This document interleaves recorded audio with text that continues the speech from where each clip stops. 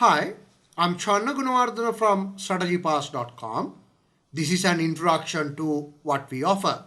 As you are aware, we do run a course for T4 Top SEMA at topsemapass.com as well. Today, we are trying to introduce you to P3 performance strategy. Let's do two things today. First, let me introduce you to our course on P3. Then, let me briefly introduce you to the subject of P3 performance strategy.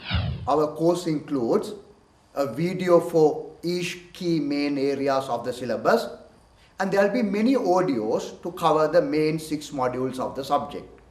It will be followed by a PowerPoint presentation, a detailed PowerPoint presentation to explain to you the theoretical elements in all 6 modules of the subject.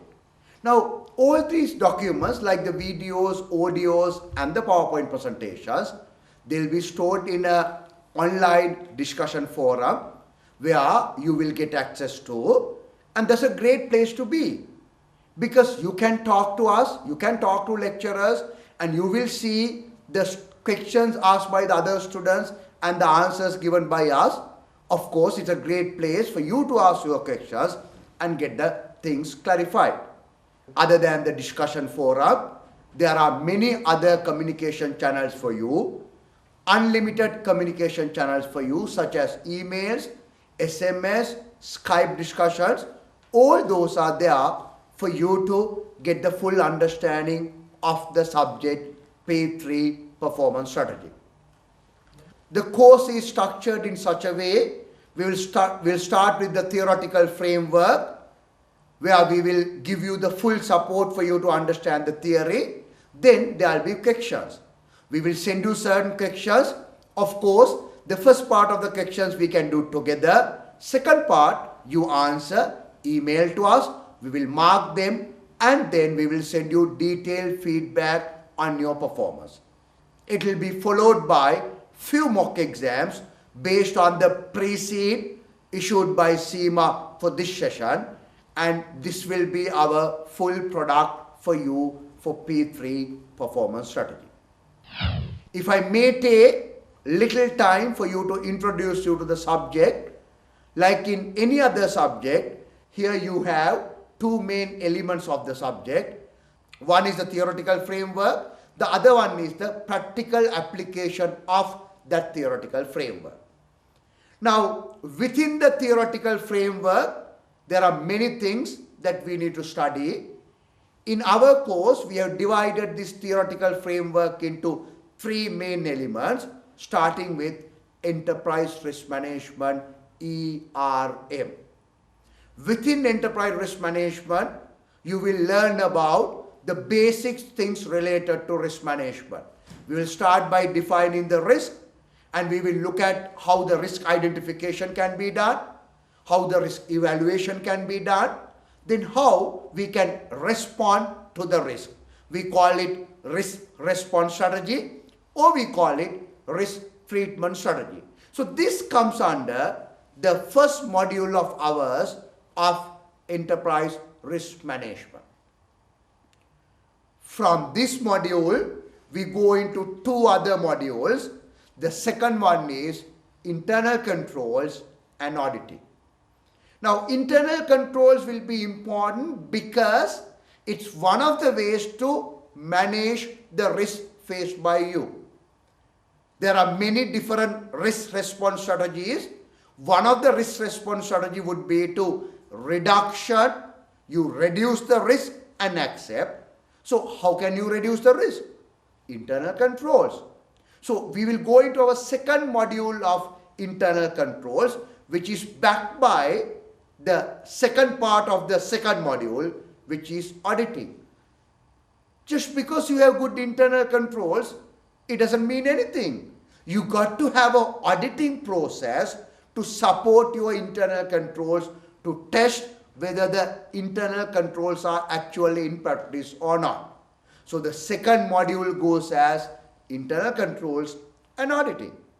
The third one is corporate governance, where we talked about basic corporate governance requirement where we talked about non-executive directors, where we talked about audit committees, nomination committees and remuneration committees. This is our third module. So within the theoretical framework, 3 modules are available. Let me repeat myself. 1, enterprise risk management. 2, internal controls and auditing. 3, corporate governance. We will talk about the relationship between module 2 and module 3, where the relationship between internal control, auditing and corporate governance is discussed. However, you shall be aware the theoretical framework is not really important at strategic level. What do you mean by that? At strategic level, what matters is not the knowledge. At strategic level, what matters is not the comprehension. At strategic level, what matters is the application of the knowledge, evaluation of the knowledge. So the game starts not only with the theory, but with the practical risk management aspects. So we can look at many different practical risk management aspects as we go on in the course. They will primarily be based on the past papers plus our mock papers based on the pre-seed related to this session of P3 performance strategy. Let me quickly take one past paper question here. We will take one old past paper question, May 2007, question number 1, ACB question. Let me take part B. The part B goes as identify major categories of risk faced by ACB and evaluate the controls adopted by ACB in managing those risks. So look at this part B question for 28 marks. All what you need to do is identify major categories of risk faced by ACB and evaluate the controls adopted by ACB. So all what you need to do is you need to apply your theoretical framework to a case study given on the exam day. As I said before, what matters is not the knowledge, but the application of the knowledge for a given case study. So in this question for 28 marks, what you need to do is identify the risk, read the case study, and try to identify the risk faced by the company. Justify your risk identification. Whenever you identify a risk, you need to justify why do you call it a risk? Why it is a risk for this company, in this case ACB. Then you got to identify the controls, not your controls, but you got to identify the controls adopted by ACB. After you do that, you need to evaluate them. You need to say whether the controls adopted by ACB are effective and not effective. If it is effective, things end there. If it is not effective, the best way to prove why they are not effective is to recommend effective controls. So look at this question. This question is a classic example of application of theoretical framework from enterprise risk management, from internal control to a case study given. Now, other 2 parts of the syllabus, which goes as module number 4 and 5, are IT controls and the financial risk management. So IT controls and financial risk management are specific risk management techniques where you need to learn about the theoretical background in IT for you to manage risk in information technology. You need to learn about theoretical background available for financial risk management for you to manage risk available in financial areas. So those 2 modules will come in later as module number 4 and 5. Now we have covered 5 modules. The last one is management control systems. These are the 6 main modules you need to play on the exam day. These are the 6 main modules we will help you to study, do questions, do mock papers, revise within the subject of P3 performance strategy. So if you look at the overall picture of the subject, you get 35% of your marks coming from financial risk management, 15% from information technology risk management, 10% from management control system. Balance 40% will come from the theoretical framework and the practical risk management. 40% of the study weightage will come from the theoretical framework and the practical risk management questions. So this is the module that we are trying to help you with. Let me take one more past paper question, a recent one this time, just to highlight the P3 strategy, P3 story of ours along with a past paper question. Let's now take May 2011 question number 1. Let's look at A1 requirement. Evaluate the risk arising from outbreak of food poisoning to FPLC. So what you should be doing? You should be evaluating. What you shall be evaluating? You shall be evaluating a risk. What is the risk you shall be evaluating? You shall be evaluating the risk of food poisoning. Now this is different to the earlier question that we have done. In May 2007 question number 1 of ACB part P for 28 marks, we were supposed to identify the major categories of risk faced by ACB. Now in this question, in A1, you don't need to identify the risk. Risk had already been identified by the examiner and given to you. What is the risk? Risk of food poisoning. Your job is to evaluate the risk. Your job is to evaluate the risk.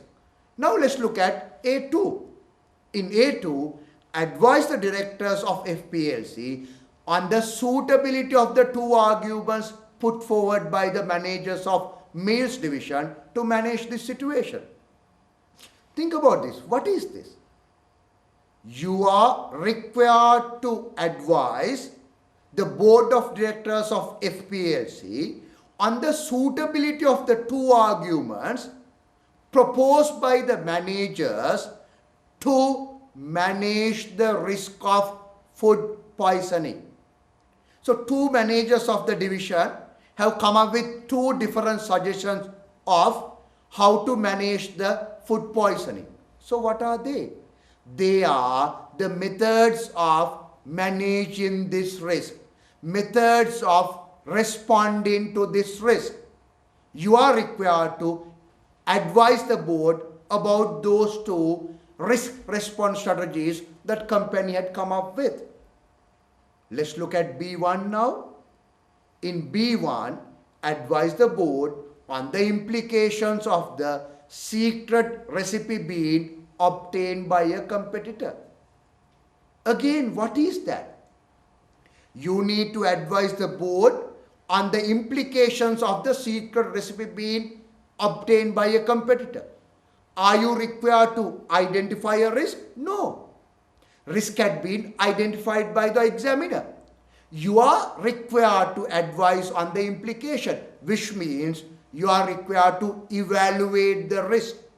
What is the risk? Apparently, we have some secret recipe. The risk is a competitor trying to take our secret recipe. We need to advise the implications of that. So, isn't this a direct application of the theory? Within enterprise risk management, we learn steps of risk identification, risk evaluation, and risk response strategy. Just to conclude it, let's go to B2. In B2, all what you need to do is recommend stating reasons, suitable precautions for preventing the recipe being obtained by a competitor. What are the precautions we can take to ensure recipe being not obtained by anyone? What is this? This is the risk response for the risk that we have. What is the risk? Risk is competitor taking my recipe. So risk response strategy are the things that I can do to prevent it. So look at A1, look at A2, look at B1, look at B2. Think about this. A1 and B1 are to evaluate the risk.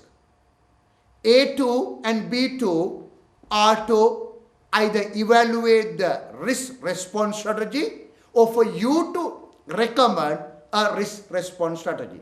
So this is directly in line with the P3 story, P3 syllabus cover note that we gave you before. Okay, now let's look at the other parts of the same question. However, in the interest of time, I will not look at part C, which you can quickly read and understand, which is interestingly from internal auditing that shows us how the question is directly linked to the P3 story that was shown before. However, let me concentrate on part D, which goes as evaluate the views of certain board members concerning there being no need to manage FPLC's currency risk. So this question is directly from the financial risk management, but read the question and see the exact requirement. You are supposed to evaluate the views of the board that there is no need to manage FPLC's currency risk. So this is again coming from the theoretical framework of risk identification, evaluation and response. Identification had already been done. We know what the risk is, risk of currency. However, here we go with the evaluation.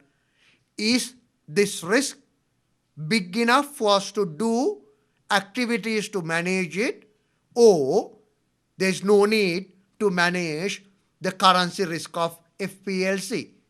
So this is a classic example to show that theoretical framework is again linked to the areas such as information technology risk management and financial risk management. However, for you to answer part D, you got to have the technical knowledge related to financial risk management. That is why we had classified IT control and financial risk management as specific practical risk management areas. So this is the final requirement of the question of part D. However, May 2007 question number 1 is different to May 2011 question number 1, because in May 2007 question number 1, you are supposed to identify the risk, then identify the controls adopted by ACB and to evaluate. In May 2011, there is no need to identify the risk, but you need to evaluate the risk and either evaluate the risk response strategy or to come up with the risk response strategy. So this is the full story that I would like to highlight to you today. This is about the P3 performance strategy syllabus, and this is about our course. So we would like to request you to join us to record an exceptionally high pass rate for this subject, as we have done for T4, as we have done for TOPSEMA within TCP, within TOPSEMApass.com, and this is the end of it. Thank you very much. All the very best.